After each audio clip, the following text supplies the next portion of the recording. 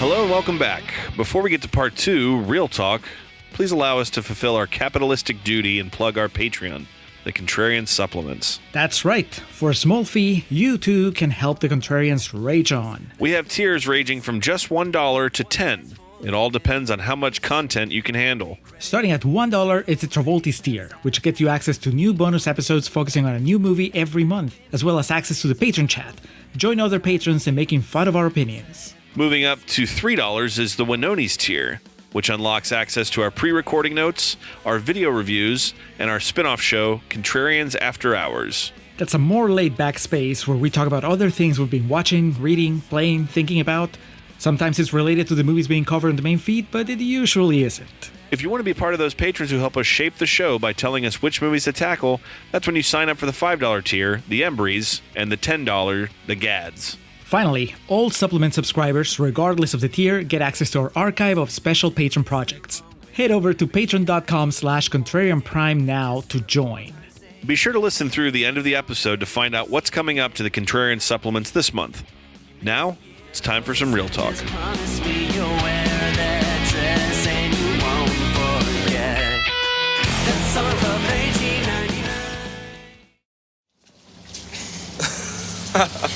So what are you grinning about? I was just wondering what you'd look like with your hair a little longer and without that bruise on your face. Well, not much better, that's for sure. We've got a saying, shot at and missed, shit at and hit. That's me.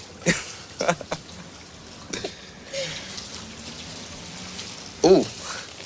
So I should take you home soon. Right? It's kind of late.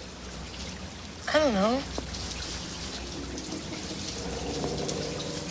I feel like walking. You feel like walking? Sure. Julio, better or worse than Dinner for Schmucks, and how much of that depends on the inclusion of Lucy Punch?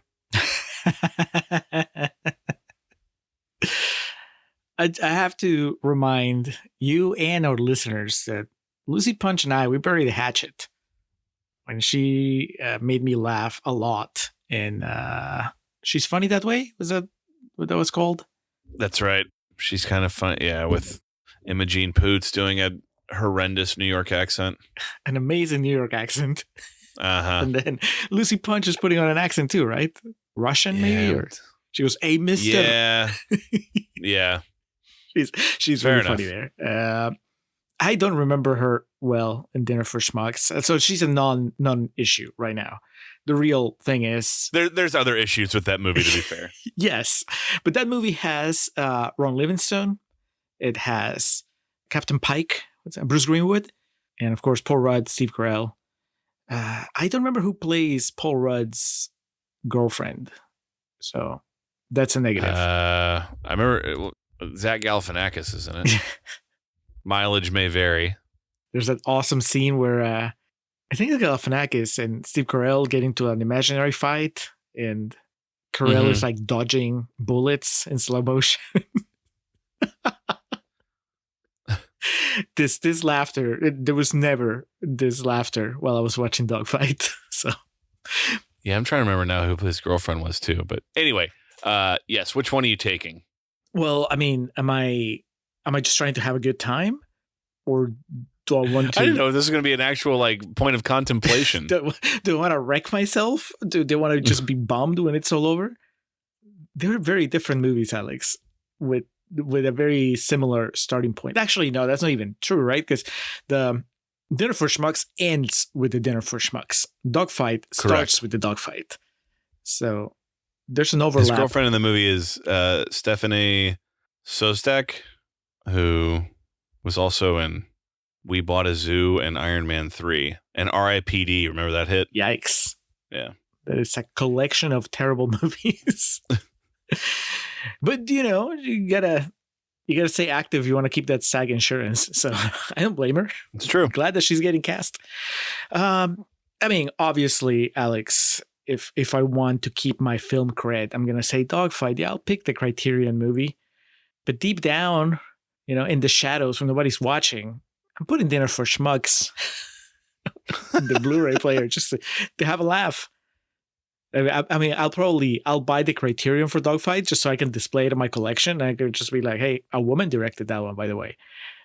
But Dinner for Schmucks is getting more play because,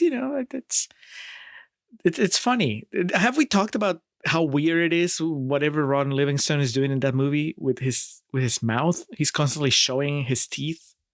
You know what I'm talking about? No. Like he's sucking his upper lip in a way that keeps showing his front teeth a lot. I'm like, what happened to Ron Livingston? Is that something that just has developed in old age or older age? But then I saw him in other movies where he just looked like normal. So that was something he was doing specifically for Dinner for Schmucks, and I don't like it. Yeah, I mean, I'm just going to be honest. I thought this was kind of going to be a joke we laughed about and it passed, but we are 4 minutes into this now. So, did you underestimate my thoughts about Dinner for Schmucks? Apparently, very much so. I'll hit you back with a more complex question, Alex. Dogfight or Dinner in America? Okay. Dinner in America, but I liked this movie quite a bit. But Dinner in America there's shit in that's way funnier than anything that happens in this movie. And to be fair, there's not a lot of comedy in this, but I buy the relationship in that one just a tinge more. And it's a bit more of a fun watch because it doesn't deal with the crushing weight of the early 60s.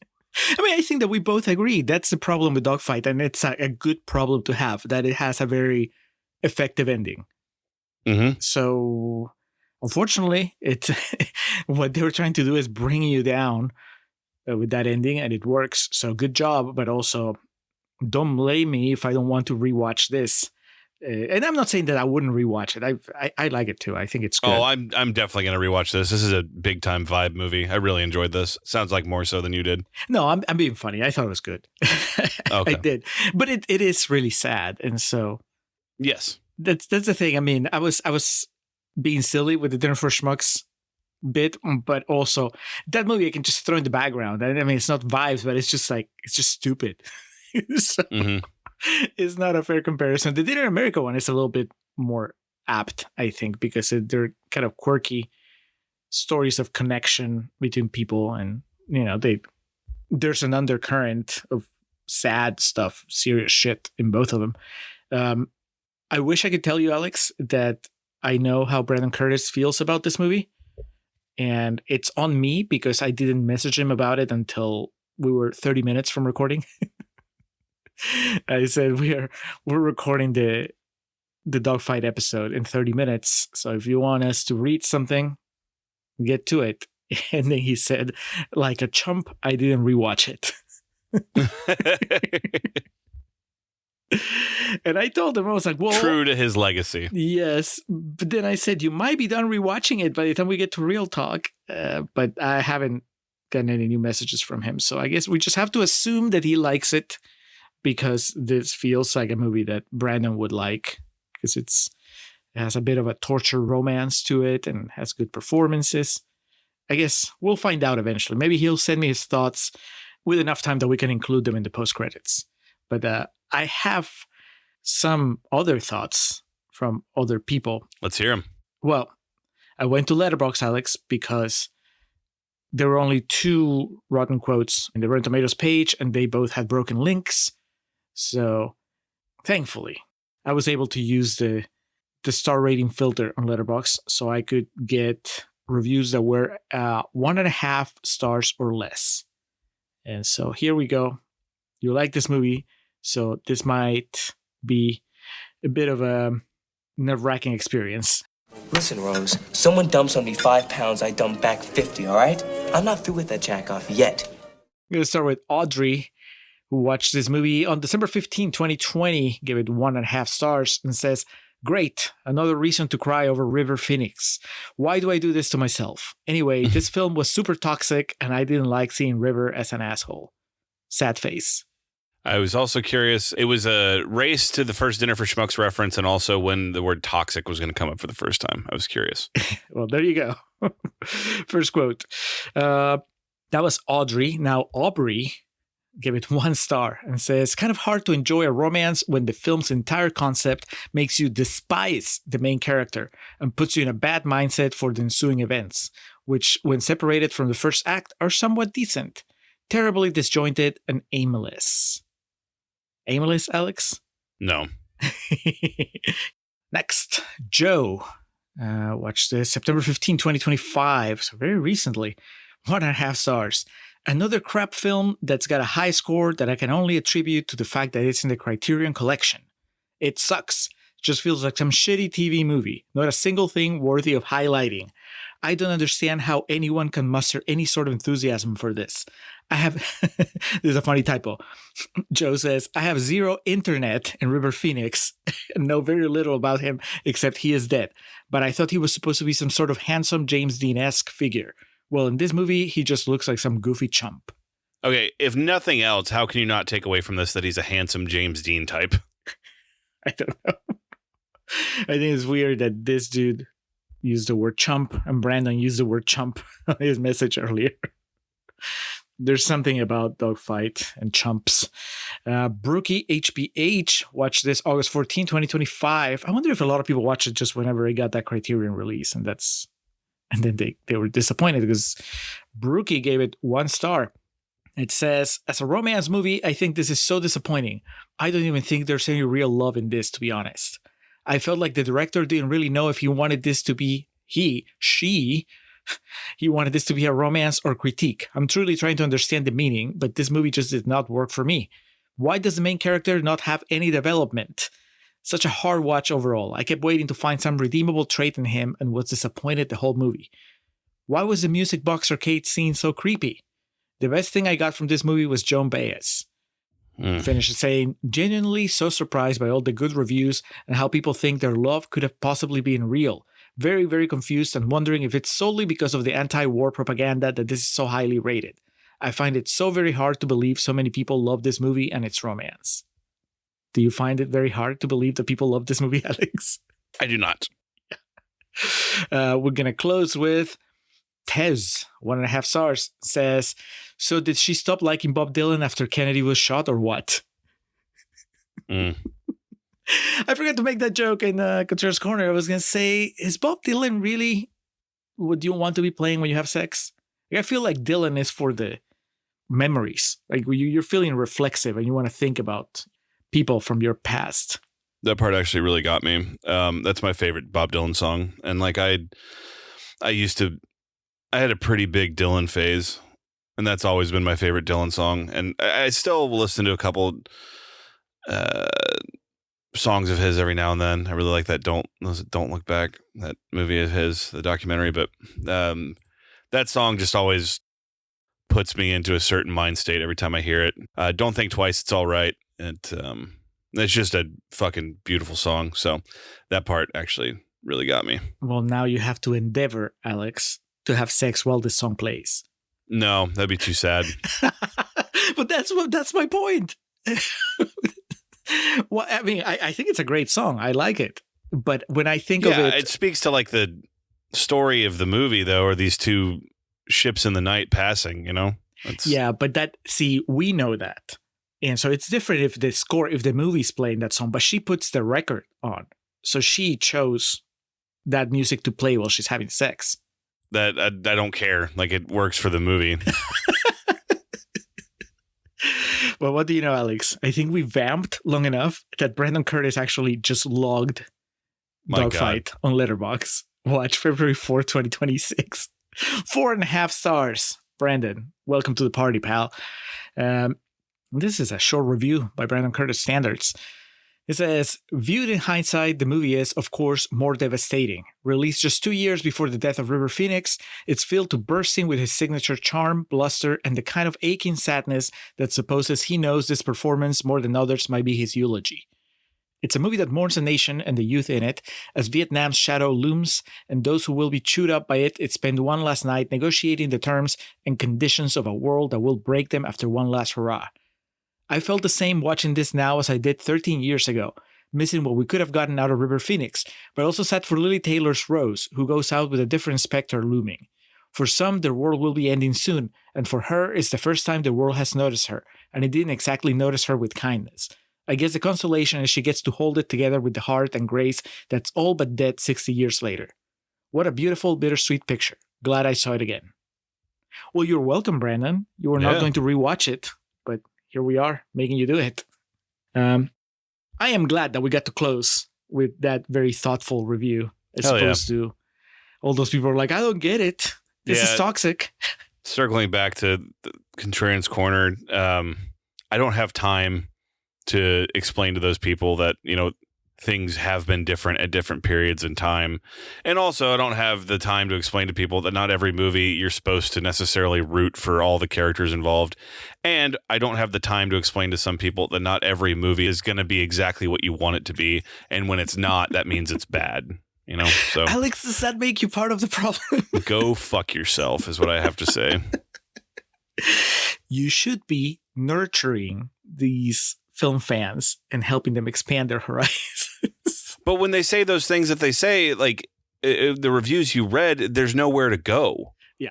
There's nowhere. I know you're messing with me, but like, that's just kind of, you make these declarative like statements of it's something that shouldn't even be considered because it was made through the lenses of a previous time when things that you deem unacceptable. And to be fair, I agree. It's like the premise of this movie is like, the beginning's like, dude, that's so fucking shitty. And if you wanted to argue about it, I'll be like, yeah. And then River Phoenix realizes it's shitty right away and starts to have second thoughts about it. And it's easy to poke fun at, like we did in the first half and shit. But like, I don't know. We come across this every 10 episodes or so. We do a movie that's older, and you dig up these reviews that it works without fail that if I don't get like fired up and annoyed about it, you do. So it works. It works well for our back and forth, our gimmick, Yeah, I think that the last time that I got really annoyed by it was Casablanca. Yes, I remember that. Yeah. Well, gentlemen, I think we got a winner here. Bet. Berzin wins. Big Berzin. Winner! It's all it's the same argument, the same points. It's you have to be willing to engage with the movie, and there is just this. When I read a review like that, I just think, well, I'm not saying, it's hopeless, they're never going to get it. But I just think it's very unlikely that I'm going to help them get it. Mm-hmm. You just need to, I'm just making the call of thinking these are really young people. Because as you get older, you usually start realizing that it's not black and white. Like, life is not black and white. Art is not black and white. And so this is, I don't want to say to their credit, but in their defense, I guess, this is as formulaic, as you could say that this story is. It is a complex situation, a complex set of characters, because they are shitty people, shitty kids, these Marines, and what they're doing is pretty awful. And you need to work with the movie so that you can, as a spectator, as a member of the audience, so you can forgive River Phoenix and be with him the rest of the movie. And I didn't have a problem doing that. That's, I was just kidding in Contrarian's Corner. I thought that, you can just feel it when a movie is well made. There is no question about what the movie is agreeing with and what it's disagreeing with.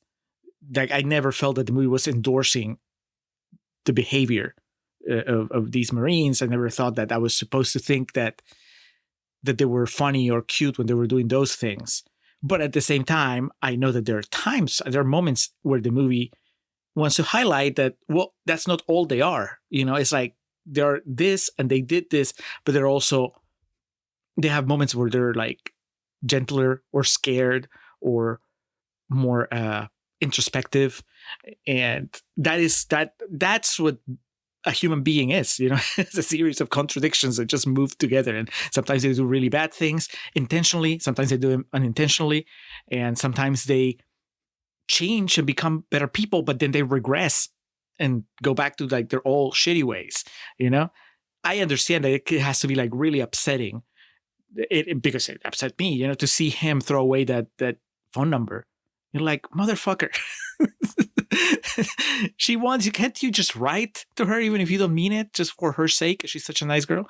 But I mean, I don't know, I'm old enough to just take it and be like, yeah, the movie's not telling me that he's a good person for doing this or that it's funny that he did it. The movie's just telling you he's a kid. He's like, what, 18, 19 in this movie? The character. Yeah. You do stupid shit like that. So, I mean, I'm with you in the sense that it's not that I don't have patience. I just, I feel like I don't have hope. I don't think that I have what it takes to like change somebody's mind.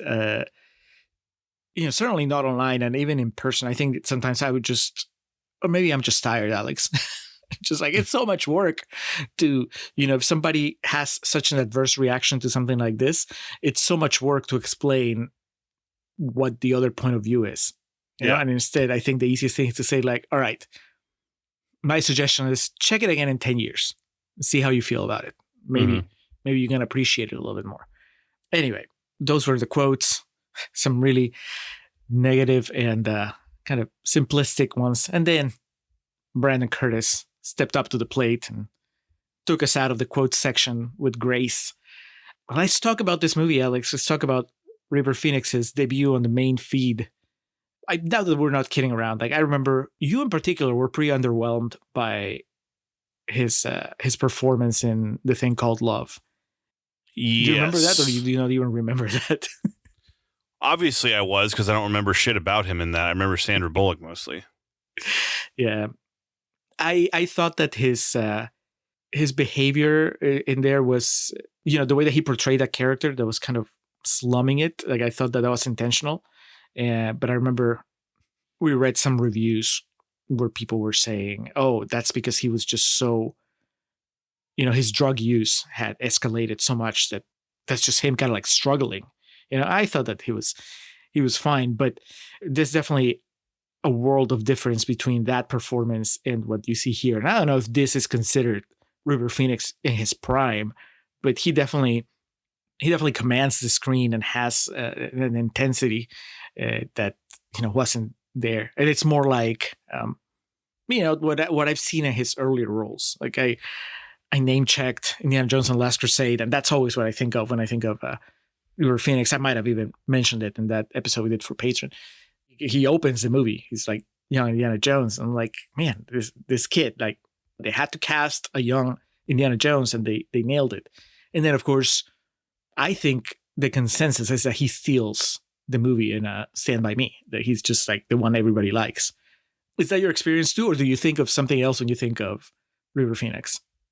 No, I think that's right. And I think that would pretty much be the way most people who are familiar with him would, that's what they would echo, I guess is what I'm trying to say.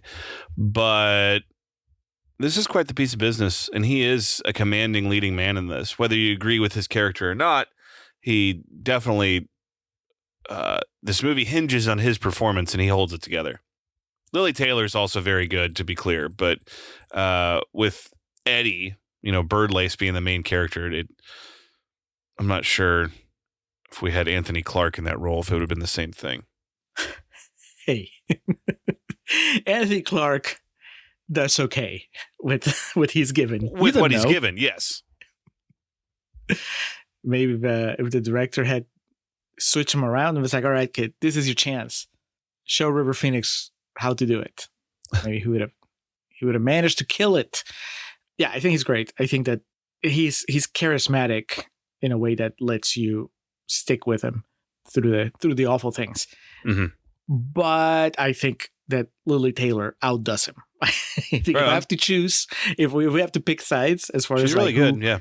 Yeah, and maybe it's just because even though I am familiar with Lily Taylor as an actress and I've seen a number of her movies, it's not like I expect it's not like I expect to be blown away by her. It's just, with River Phoenix, he has the lore, so you expect you already have a set of expectations when he's on screen. But with Lily Taylor, I've mostly seen her in supporting roles, and she's always really good. But I didn't know what was it going to be like having her as the lead in this, or the co-lead in this sort of romance.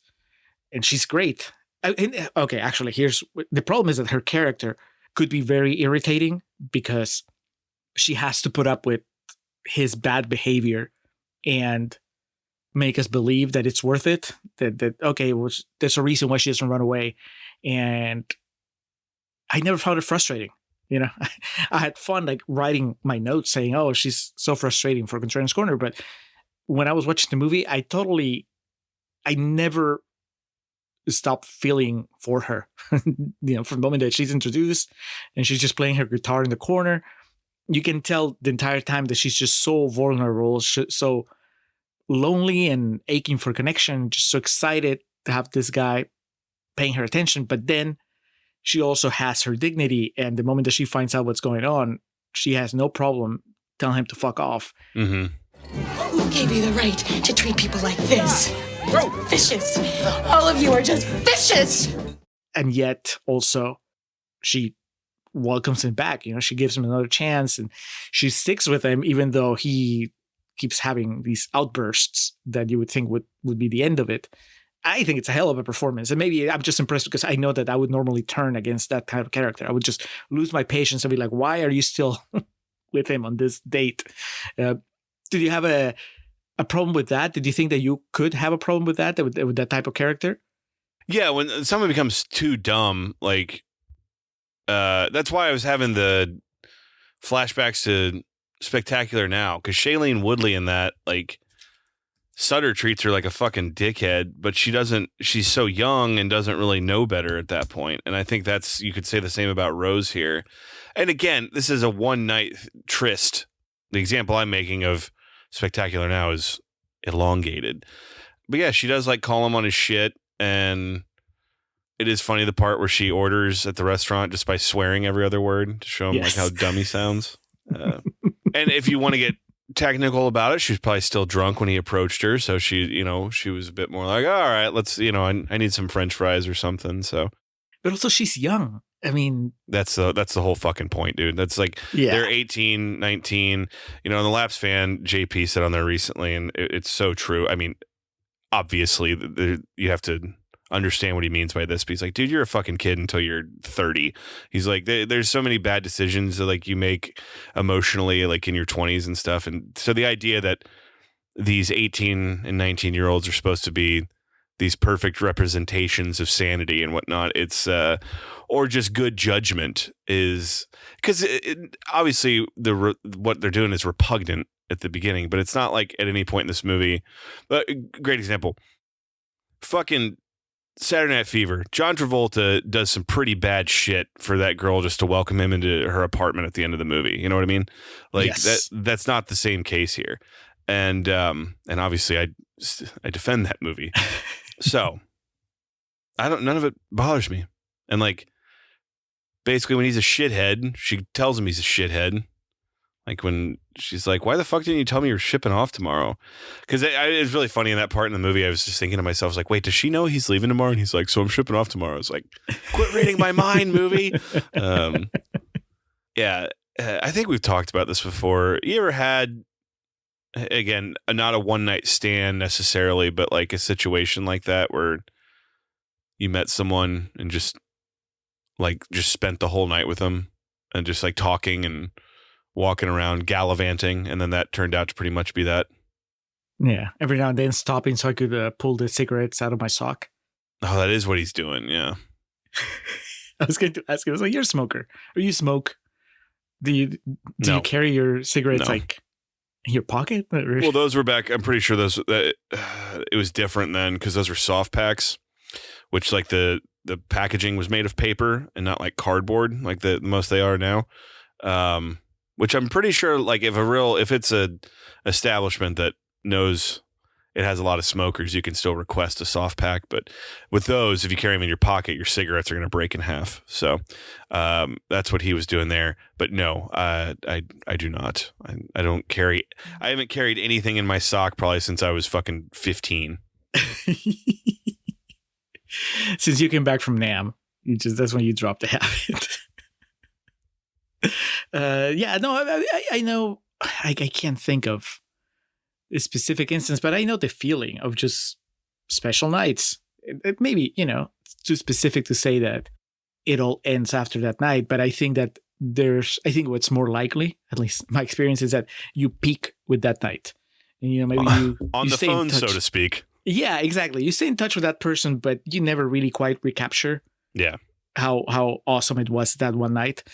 This is like the extreme version of that in a way. Yeah, I was about to say, I think in any of the situations you or I could cite here, none of them involve us going to Nam and losing our 3 best friends and then coming Right. back. So, yeah. I love how this movie conveys that, by the way, because it's never said, but just the fact that he has the 4 tattoos in his arm, that's it. That's all you had to do. And there's like a few moments like that where, I mean, we're in real talk now, so we can dig a little bit deeper into his friend's moment, the friend that doesn't give him away. What's his name? Burzin? Burko? No, that's the guy in Empire Records. Burzin. The 5th B. Yeah. Oh, man, you imagine? Just start singing Sugar High. Burzin. When he doesn't give away and has the bullshit speech, there's a little moment beforehand I really appreciate where Birdlace is telling his story, and Burzin looks over at him and like kind of like cracks a smile because he knows he's bullshitting, and then he goes back just to minding his business. I like the bullshit speech, but I think I would like it even better if he didn't have it, because I would agree if they just had that moment. It's just so rich with implications, just the looks that they're giving each other. Brother, and I don't know why I thought about this recently, but I was citing I think I was listening to Lou Reed is why this came up in my head. Maybe that is exactly what you're talking about. Adventureland, when Jesse Eisenberg tells Ryan Reynolds, the song's called Satellite of Love. You were calling it Shed a Light on Love. And do you know what I'm talking about? Yes. Yeah. Yeah. It's exactly like that. So that if that was, the way they could have killed that is if Ryan Reynolds was like, everyone bullshits, I bullshit you, you bullshit me. So I know exactly what you're saying right now. Yeah. But I appreciate the bullshit speech just because, I mean, I don't know. What do you make of it? My read on it was, to me, go ahead. Tell me. Okay. Written by Bob Comfort, by the way, was this gentleman's name. His old age, he changed it to Bob Discomfort. His back was killing him. All right, so I should probably make sure this fellow wasn't in Okay, he was born in 1940, so he would have been in his early 20s at the time of Vietnam. So obviously he would have been very familiar with it. Oh, he wrote a screenplay for an American adaptation of Cinema Paradiso, which was bought by Joel Silver but went unproduced. My God. All right, we're going to have to circle back to this guy's story one day. Anyway, I find it poignant, the bullshit speech now I'm referring to. Not poignant, but kind of apt and foreboding about these 4 guys going to Vietnam and talking about how, there's all these situations shrouded in bullshit. And they even call out that, Kennedy bullshits people and things like that. So I think if we wanted to, we could pick up, that the writing's supposed to be a little bit pointing to the thoughts on the situation of Nam being bullshit, I don't know. I also make of it too that these young guys that are being forced into manhood with really no say and no control over how it's done. I think they're reassuring themselves that this is, what's right. And so I think there's, for way too lack of a better term, it's a bit of a coming of age moment, It's still bullshit. Right. And we're in it up to our goddamn lips, buddy. See what I'm saying? Burrs, and you can make sense out of anything.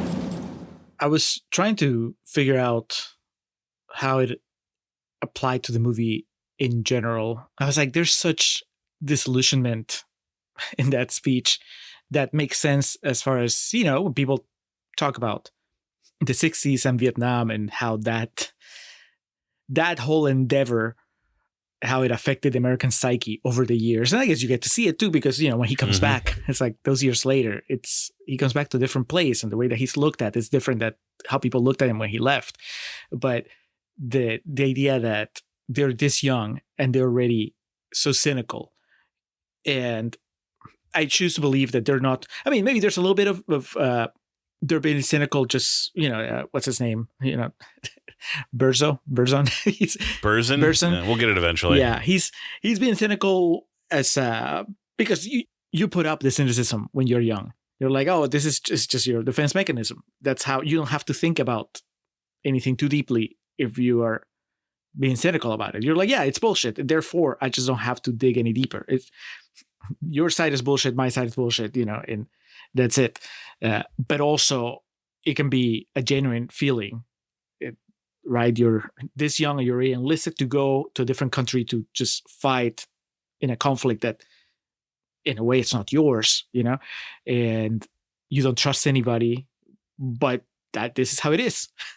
And so that they somehow in this speech, he kind of, it's not that he justifies his actions or what they were doing at the beginning of the movie or anything, but it's just telling River Phoenix, this is just how it is. It's like, it's a shitty world. And so you do shitty things to move on, to keep going. That's just how it is. It's just such a sad point of view and not entirely untrue. I think that, I try to have a more optimistic view of it, but it's still, how could I disagree with somebody that expresses that point of view, and very true in the 60s during the Vietnam War. Even if somebody said it to me today in America in 2026, and they told me, they would just point at everything and go like, it's all bullshit,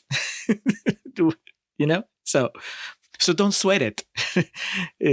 Don't worry so much about, the little lies that you told on your way here and the little lies that you're going to tell on your way there, because everybody's lying anyway. So you just have to tell the lies that help you get through.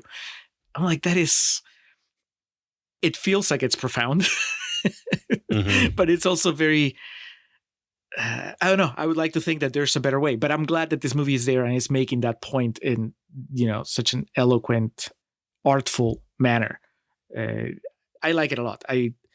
I don't know if maybe I'm just like misreading it, maybe Mr. Comfort and the director, Nancy Savoca, if they were going for something different, but seeing that this movie is from like the early 90s, looking back at the 60s, I mean, that seems like the kind of point that you would make back then. And here we go. At age 17, Comfort, this is our writer, Bob Comfort, moved in with family in Pasadena, California, and enlisted in the United States Marine Corps after graduating high school. During a routine bunk inspection, Comfort was asked by a captain what the NP indicated on his dog tag. After informing the captain that he had no preference for religion, he was told that there are no atheists in a foxhole. Quickly fabricating a religion, Comfort said he was a conformist, which he explained as a very small denomination. He also claimed his fellow soldiers were bullying him for his religion, which caused them to be reprimanded. So, okay, fella has some experience in the Marine Corps, and at 17, for him, that would have been 1957. So he was discharged at age 22. So what is that? 62. So yeah, he's writing from right around this time period. Harrowing in a sense. Yeah. He was discharged and then he went to try to reconnect with the last girl who now ran the coffee shop in town. Yes. And she had turned to acting and her name was Lily Taylor. And her name was Doris. Yes. Yeah, I think it's a movie. The story of the movie is universal, but the cloak that is put on it, or like, the fatigues that it wears of being set around the onset of Vietnam and the Kennedy assassination, I think it's done really well and really adds to the story and helps you understand some of the characters' motivations more. And it really puts you in a time period. Because, we can go back to the before midnight and stuff. The idea of the one night tryst is not exclusive to the Vietnam time period, but I feel like it really adds a lot to this story. I honestly was surprised at how kind of taken I was by this. Little inside baseball for patrons. Prior to this, I recorded my QVR for the Korean horror film The Closet, which I thought was pretty solid. And so I was kind of concerned. It was like 2 movies in one day. Widely different movies. Well, that, and also just my, it's a lot. I could do 2 movies at the theater, no problem. But at home, where there's a lot more distractions, I was kind of worried my attention might wane during this, and it didn't. I made my dinner, sat down to watch this, and watched it all through in one viewing. And I always use that expression, surprised with how taken I was by it. But sometimes it's true. I just keep getting older, and like I feel like we watch so many movies, and sometimes they just do nothing for me. And I talk about that a lot, especially with movies I don't like, those ones that, I'll have to fucking sit in 3 different sittings to get through it. And so when something like this comes along, that isn't just like a breezy comedy or like a really fun action movie or something that really just has me hooked from the jump. It's very rewarding, I guess I'll say. Kind of makes me wish Julio lived through the time of porno theaters, going... Really? I don't know. I don't know if I... Have I told you that story? The one time that I think I was at a porno theater? No, we saw Blue's Warmest Color together, dude. Outstanding Lib did. Outstanding. I have another reading or an extra layer to the bullshit speech that just came upon me as you were talking about the Kennedy scene that follows it. And that's like, maybe he's being serious as he tells River Phoenix, it's all bullshit and blah, blah, blah. And he's not saying I'm so cool because I'm cynical, but it's just like, it's all bullshit, but then the Kennedy assassination happens and suddenly maybe not everything is bullshit. Maybe it's a little more serious than that. Because why do you think that they include the Kennedy assassination at the end of the movie? Because you could just have it not be that, right? He leaves, we see the bus leaving, we see her with the guitar sitting on the floor, fade to black, 4 years later. Well, we go to the war because you want to see them in battle. And then he comes back. And you never mentioned that Kennedy died, Kennedy got assassinated. I mean, if you know your history, you do the math, But if you don't think about it, it's still kind of like the same arc for him. He comes back because he just came back from war. He is a very different person, and then she hugs him at the end, and it's all the same. So why would you put the Kennedy assassination there? I think maybe it's just to underline that, shit got real. Maybe. Yeah, no, I think because obviously by 1991, we didn't have as much knowledge of Vietnam as we do in 2026, but we obviously had a lot more than we did in fucking 63, excuse me, when this movie took place. 67 is when it ended. You get what I'm trying to say. But anyway, I think what that does to the viewer is just show the uncertainty and just lack of knowledge of the situation before that. And then the Kennedy assassination happens and just the like monumental shift that caused, I think it does that without beating you over the head with it. I'm glad that you brought up Remember Me because I've never seen it. I just know it because of what you've told me. But that's from what you've told me, what I've read, it feels like the surprise reveal of the Twin Towers is just this cheap twist. Beyond.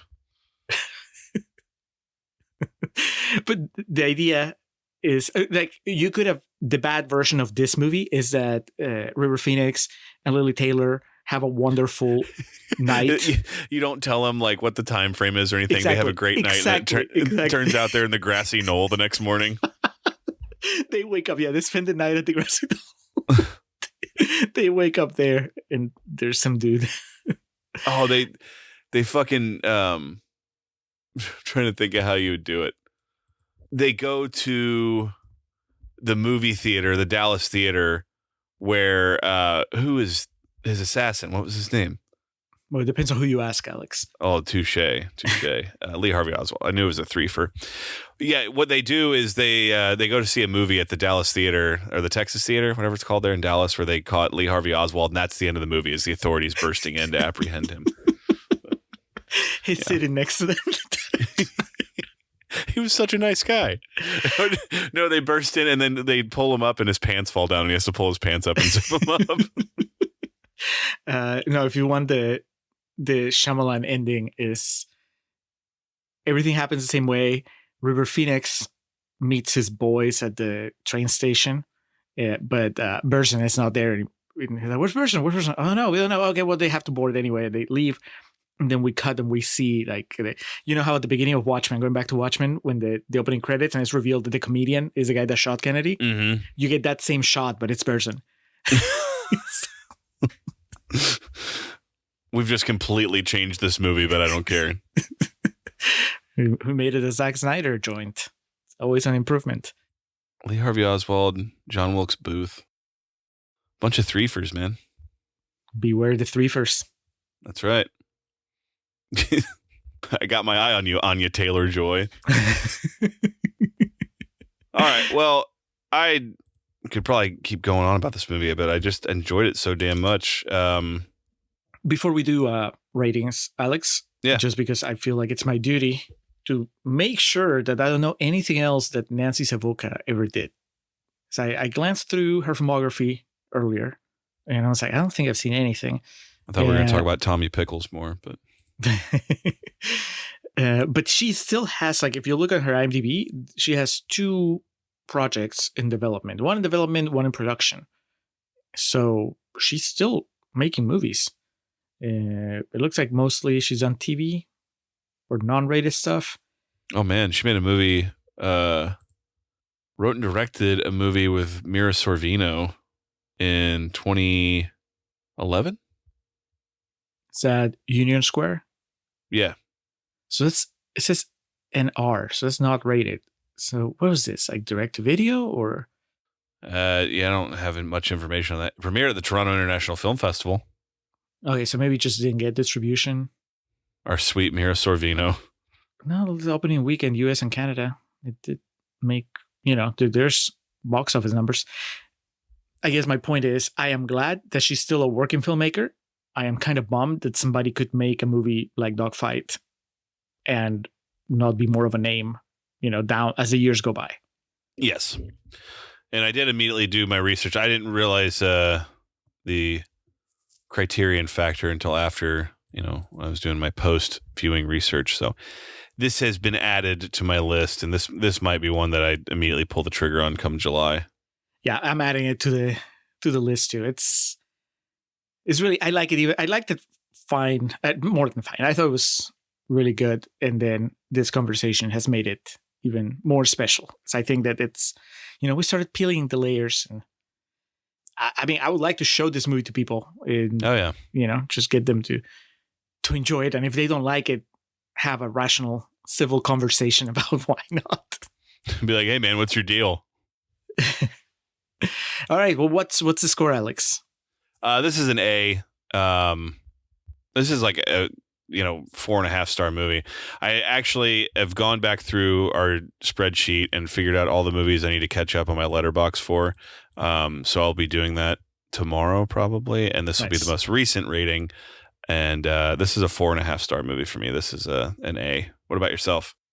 When it was over, I said 4, and now I'm thinking 4.5 because I really like the little moments that, like I said, we didn't touch on in Contrarian's Corner or even in Real Talk because it's just like small, but they're everything. Like I really like that Lily Taylor takes the time to apologize to the waiter or the maitre d' or whatever.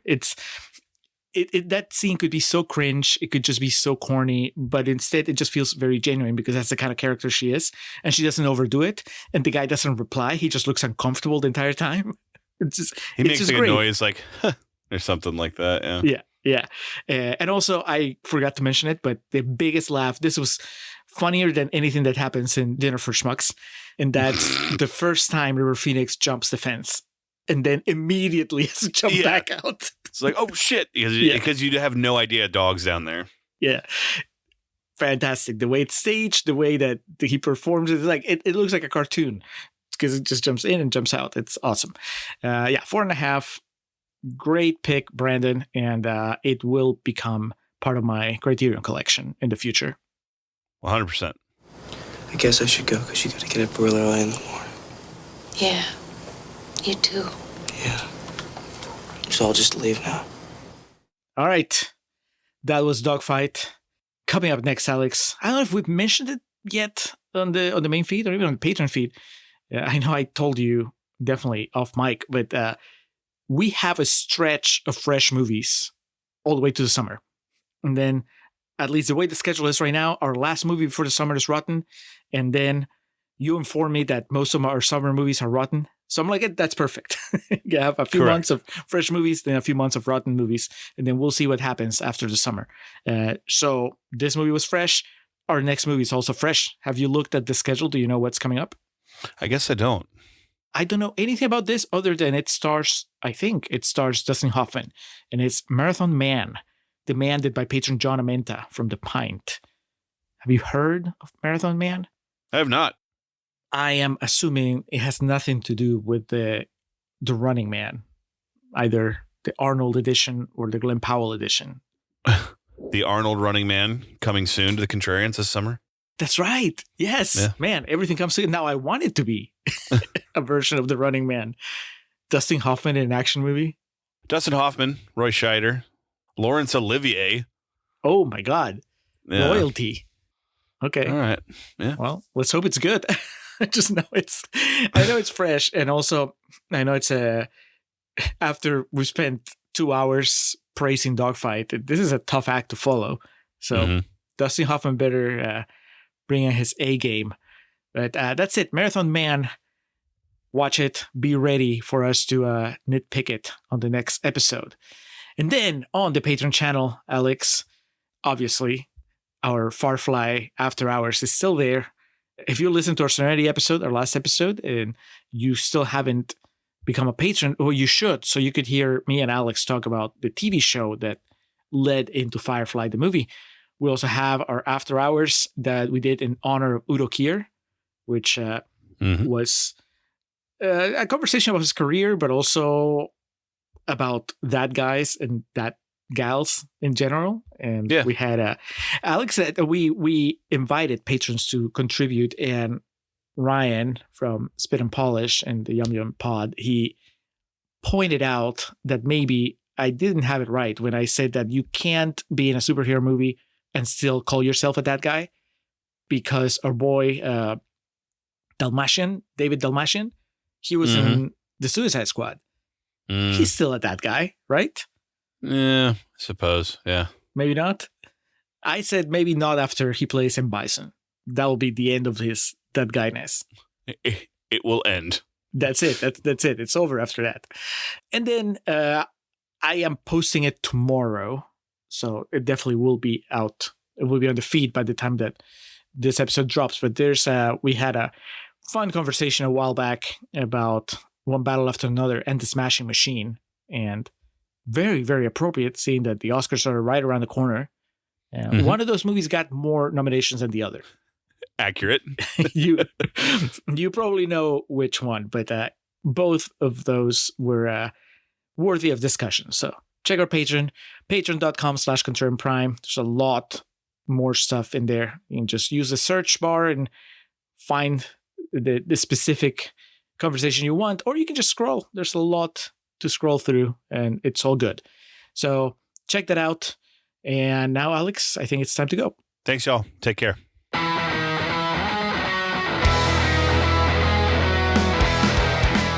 Welcome to our end credits. Or as we usually call them, our perennial plugs. We start off by giving thanks to the Festive Years, who provide our opening and closing tracks.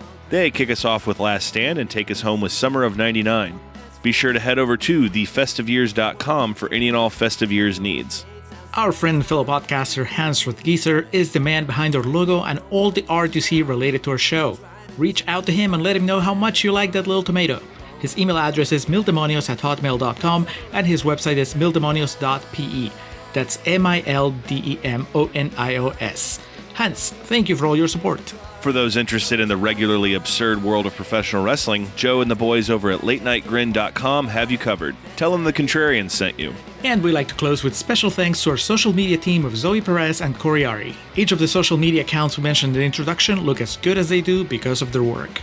So that'll do it for this episode of The Contrarians, where we're right and you're wrong, and we will catch you next time. Just for old time's sake, I really don't care who you see and how much money